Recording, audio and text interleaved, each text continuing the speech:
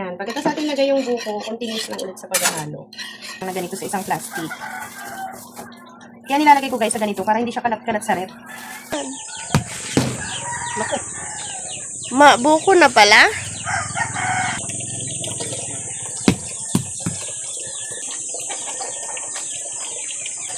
Gagawa ako ng ano. Nakita mo ba yung laman? Sakto na?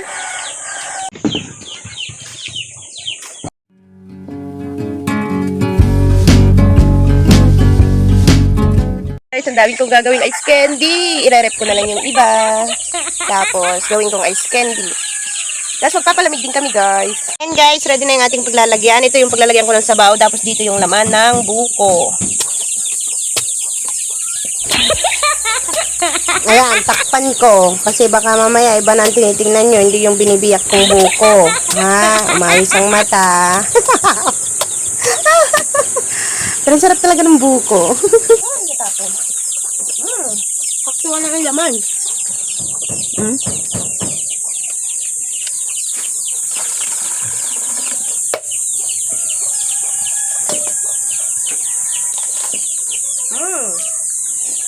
Medyo malaki na nga. Ano mo lambot pa?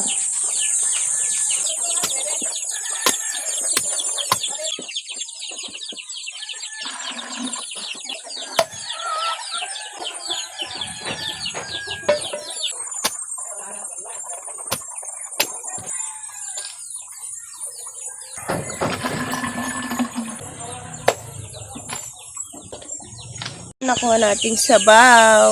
Kalahati lang siya. Oo. Ito na, biniyak-biyak ko na muna. Sasaka ko hinugasan, nilagay ko din kasi magpuputik. Hindi siya pwedeng kayurin.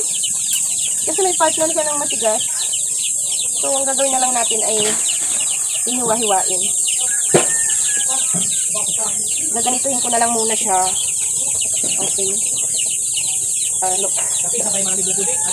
Ako kailangan dito. Mamaya ko na lang siya. Hiwa-hiwain na lang natin siya. Kapi-kapi lang.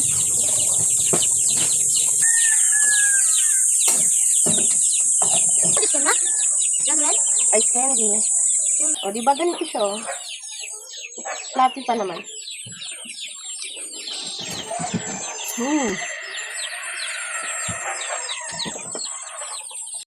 Ito na guys, yung sinasabi ko, kailangan nating hiwa-hiwain siya ng maninipis.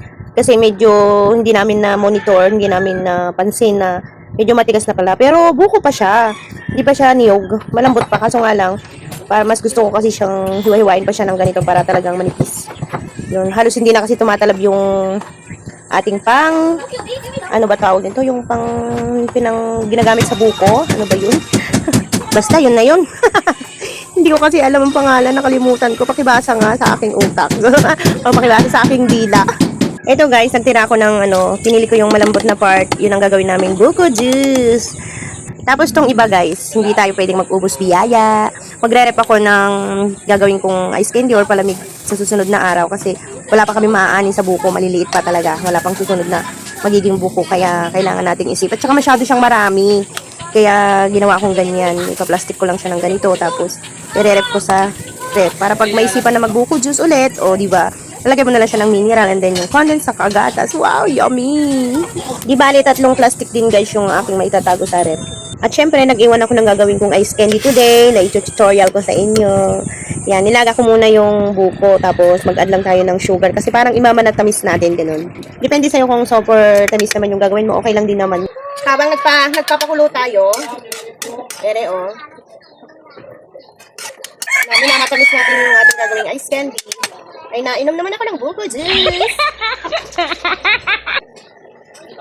Sarap! Lagyan namin siya ng gatas, asukal condensed. Wow.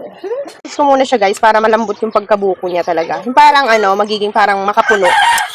Yan, ganun. Ayan guys, natuyo na siya. And ang texture niya, ang smooth na niya. Naluto na yung pinakabuko. So, aahunin na natin siya, guys. Tapos, guys, magsasalang na tayo ng mainit. Maganda pag gagawa ka ng ice candy, pakukuluan mo yung tubig na gagamitin mo. tayo guys ng cornstarch. Dahil maliit tong aking lagayan ay magtatatlong timpla tayo. Bawat timpla kong isa, 3 kutsara ang nilalagay kong cornstarch. Para ito'y yung para maging malambot yung ice candy, hindi siya parang tubig. Yan. Ganun lang ang technique na ginagawa ko pag nagawa ko ng ice candy. Tapos dagdag na rin tayo ng vanilla para mabango. Optional lang naman to guys kasi babango na rin naman siya kasi may gatas saka condense naman na tayong ilalagay. Pero mas gusto ko kasing lagyan kasi meron naman ako. Ganyan dapat siya kalapot. Ganyan siya. Eto na guys, inahon ko na ang ating gagawing ice candy. So mainit-init pa talaga to kaya kinontinuous ko siya ng paghalo. So ilalagay na natin ang ating mga pampalasa. Yes. Ang kanyang mga ingredients, ang evap, tapos itong condense, puro Cowbell. Ito lang pala yung condense lang pala ang Cowbell, tapos yung evap.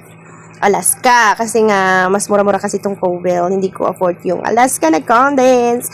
Then mix-mix lang natin ng ganyan, halo-halo lang hanggang medyo lumamig siya guys. Pag ilalagay mo yung evap saka condense, kailangan yung pagkaahon mo yung mainit-init pa talaga siya. Lagay na rin natin tong ating buko.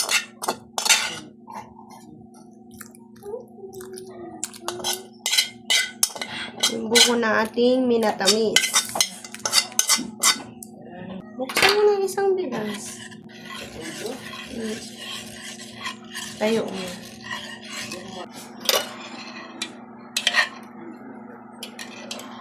Ayan na yung mga buko. Nililitawan na. Ayan. Ayun. O, diba? Ayan. Tapos pag natatabangan kayo guys, pwede kayong mag-add ng sugar. Ako kasi nag-add ako kasi natatabangan ako. Tapos halu-haluin mo lang ulit siya ng ganyan para ma-mix yung ating gatas. Tsaka yung asukal. Yung condense kasi di ba umiilalim yun karaniwan. Kapag hindi mo hinalo ng mabuti, nasa ilalim lang siya. Yes. Dati na rin naman ako nagagawa ng ice candy guys. Late na nga gawa ng medyo nag-uulan-ulan na ngayon. Pero syempre kasi pinuha yung buko. No choice ako, gagawa talaga ako. Ha ha ha. May trabaho na naman ako. Okay guys, bumalot na tayo. Ito ang gamit natin. Tapos yung plastic na. Anong size to? 1 and 1/2. 1 and 1/2. Kita nyo ka? Blurred naman. Yun. Yan, 1 and 1/2.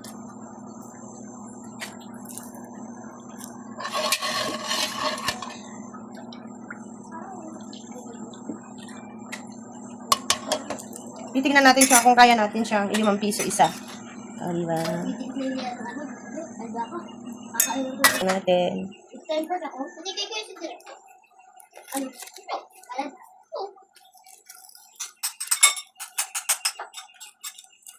Medyo mainit pa siya guys. Kasi diba niluto natin. Dapat tuwing magsasandok ka, yun ay hahalo mo para na kukuha mo yung buko. Ganito lang ako magtali. Tinatanggal ko yung hangin. Yan. Yan. Tapos ulit-ulitin mo lang guys. Ganun lang din na size. Pag ititinda mo na, tignan mo kung magkano lahat yung gastos mo. Saka mo siya i-divide. Libre naman yung buko ko. Kaya baka mga 5 piso ko nga lang ititinda. Gawa ng gatas lang naman. Tsaka iba ang ating katulad guys. Naiwan yung buko. Okay lang, mayroon kang pang sundot. Para maipasok mo. Yung sundot. Diba? Pasok na siya. Kaso kulang. Pagdalan ko. Yung sabaw kasi yung dami na yung buko niya. Yung sumampa nga. Marunong din kayo magtali ng ganito. Kasi dapat to, makuha mo yung ganyan na. Ganyan. Tapos ikutin mo na. Tapos, sa yelo, ganito din. Tapos, huwag mo agad bibitawan to. Kasi, yan. Diba? Okay, gawa na tayo. Ay, nalaglag.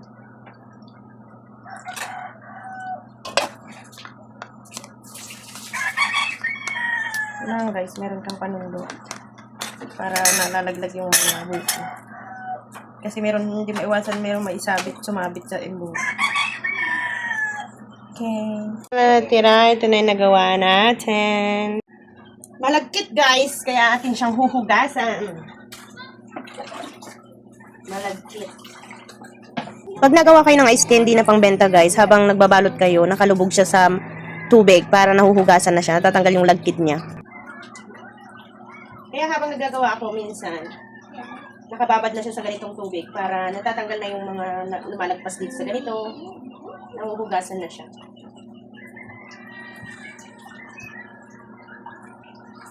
Ayan, ating buko. Lagyan na natin siya sa plastic guys. Ayan. Naglalagay ako ng 20 lang na ganito sa isang plastic.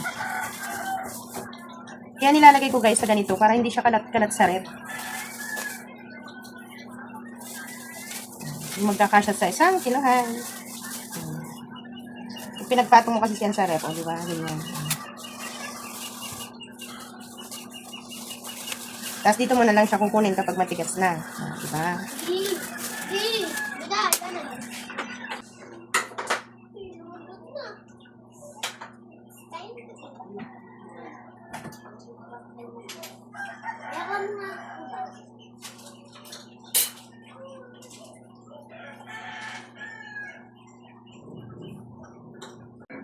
Ayun na siya, nakalagay na. Okay guys, thank you for watching. Pa-like and subscribe ng ating channel.